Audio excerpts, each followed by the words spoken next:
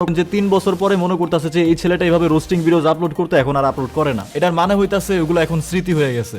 আপনি এখন স্কুল কলেজে পড়তেছেন, কয়েক বছর পরে আপনি জব করবেন, আপনার ফ্যামিলি হবে, তখন আপনি স্কুলের শৈশবের দিনগুলো আপনি মনে করবেন। ওই টাইমে আপনি কোন বন্ধুর সাথে ঝগড়া করছেন, কোন বন্ধুকে আপনি গালি দিচ্ছেন, এগুলো আপনার মাথায় আসবে না। ও যে আপনার বন্ধু ছিল এটা আপনার মাথায় আসবে। তখন আপনি না চাইতো আপনার চোখে পানি আসবে, আপনি ইমোশনাল হয়ে যাবেন। আমি আসলে ইমোশনাল কথা বলতেছি না, এগুলো আসলে ফ্যাক্ট।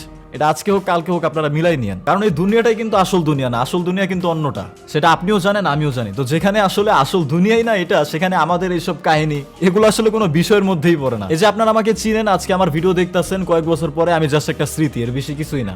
তো আমি মানুষকে রোস্ট করতাম, আপনারা সেই রোস্ট ভিডিও দেখে মজা পাইতেন, এই জিনিসটাও আমি মিস করবো। আবার হয়তোবা এত মানুষের মধ্যে অনেকে হয়তোবা আমাকে মিস করতেও পারে, আমি জানি না, আসলে শিওর আমি জানি না। কারণ সো গাইস, তোমরা তো অনেক কেউ জানো যে advance gaming tata bye bye হয়ে গেছে রোস্টিং কমিউনিটি থেকে।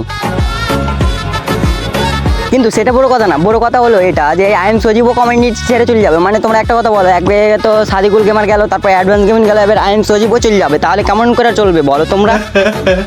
এখন তোমরা বলবা যে তুই তো অ্যাডভান্স গেমিংয়ের পক্ষ নিয়ে আই এম সজীবকে রোস্ট করেছি, তার এখন যদি তুই আই এম সজীবের পক্ষ নিয়ে আবার কথা বলিস তাহলে কেমন করে চলবে? কিন্তু ভাই তোমরা যদি বুঝতে পারতে তাহলে তো ভালোই হতো।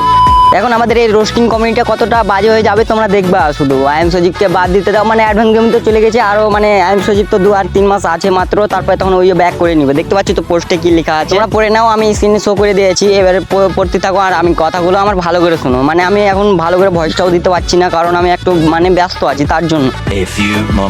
কিন্তু 2 দিন থেকে চ্যানেলে কিছু মানে আপলোড দেওয়া হয় নাই, তাহলে কেমন করে চলবে? আর এমনি তো আমার ডাউন হয়ে গেছে রিচ, তার উপরে এখন মানে এঙ্গেজমেন্টটা মানে একটু হাই হচ্ছে, তার উপরে যদি আমি এভাবে করি তাহলে তো চলবে না, তাই না? তো গাইস, আই এম সজীব তো মানে চলে গেল কমিউনিটি ছেড়ে, তাহলে কেমন করে চললো ভাই? তোমরা একটা কথা বলো। মানে অ্যাডভান্স গেমিংকে নিয়েই করলো, তারপরে অ্যাডভান্স গেমিং পার্সোনাল অ্যাটাকের জন্য কমিউনিটি ছেড়ে দিল, এবার যদি আই এম সজীবও চলে যাই, এখানে আমার কিছু বলার নাই। কারণ তোমরা যদি আই এম সজীবকে থামাতে পারো তাহলে ভালোই ভালো, আর নাহলে তোমরা তো জানো যে আই এম সজীব মানে কতটা ডেঞ্জারাস হয়েছে তোমাদের সিগমা রোস্টটা।